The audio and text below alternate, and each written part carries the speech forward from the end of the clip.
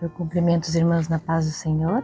A meditação na palavra de Deus hoje é no livro de Daniel, capítulo 4, versículo 2.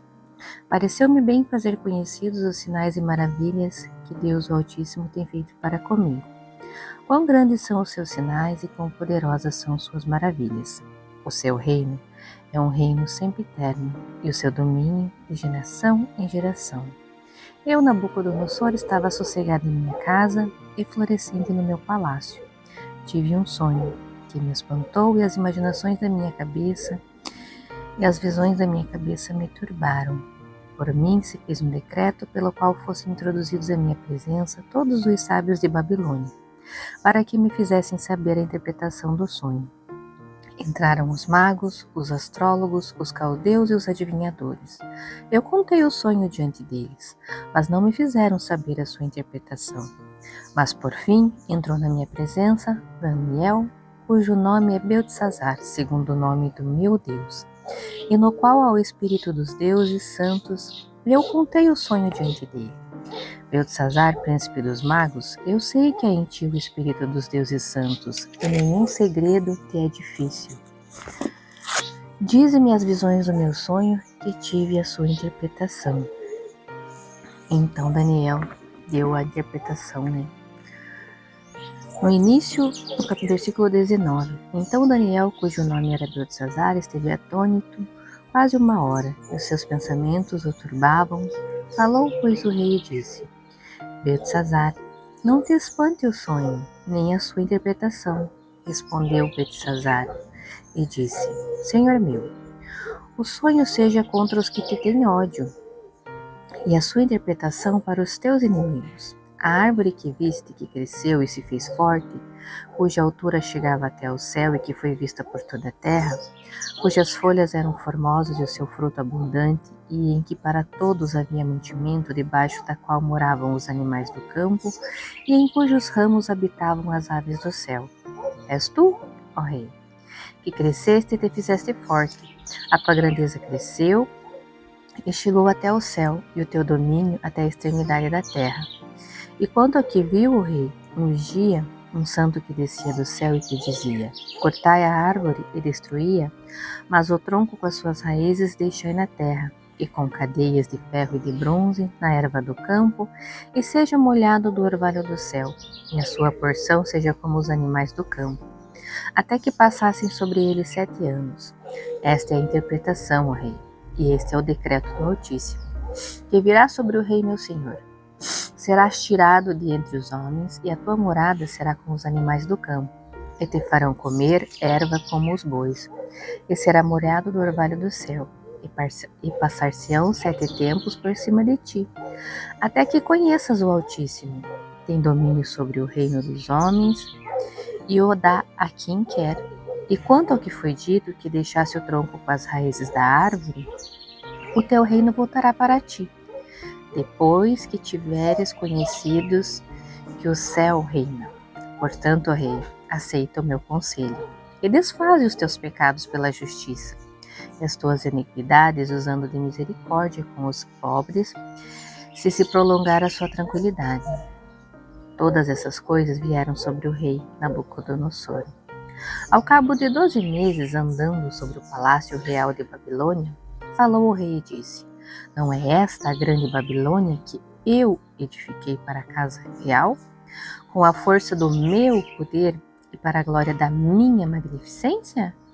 Ainda estava a palavra na boca do rei, quando caiu uma voz do céu, a ti se diz: Ó rei Nabucodonosor, passou de ti o reino, e serás tirado dentre os homens, e a tua morada será com os animais do campo.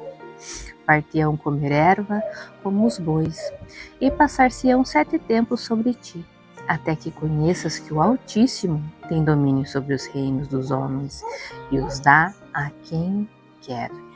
Na mesma hora se cumpriu a palavra sobre Nabucodonosor, e foi tirado dentre os homens, e comia erva como os bois, e o seu corpo foi molhado do orvalho do céu, até que lhe cresceu pelo, como as penas das águias, e as suas unhas como as das aves. Mas ao fim daqueles dias, eu, Nabucodonosor, levantei meus olhos ao céu, e tornou-me a vir o meu entendimento. E eu bendisse o Altíssimo, e louvei e glorifiquei ao que vive para sempre, cujo domínio é um domínio sempiterno, e cujo reino é de geração em geração.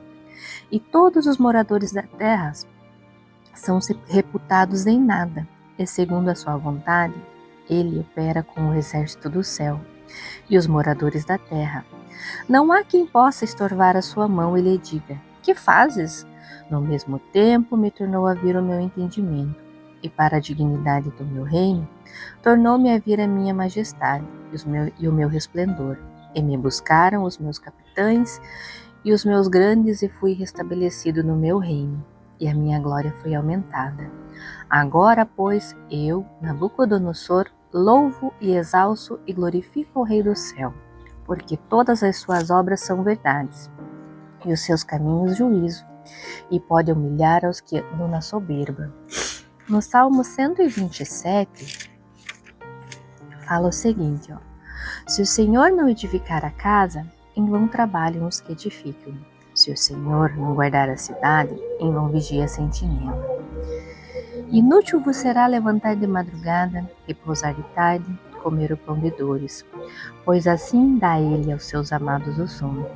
Eis que os filhos são herança do Senhor, e o fruto do seu ventre é o seu galardão. Como flechas na mão do valente, assim são os filhos da mocidade. Bem-aventurado o homem que enche deles a sua aljava.